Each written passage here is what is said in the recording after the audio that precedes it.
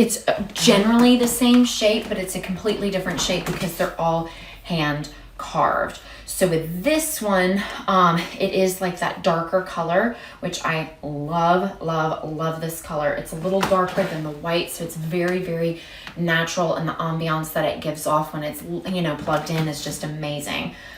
So with these, they're anywhere from 6 to 8 pounds, depending on which one you get. And that's why they kind of give, you know, a from here to there kind of number, because none of them are the same, like I said.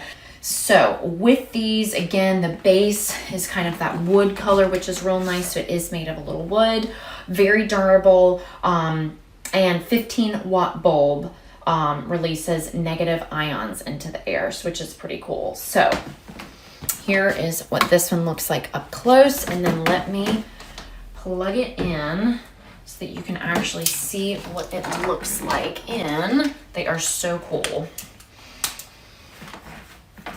All right. Oh yeah.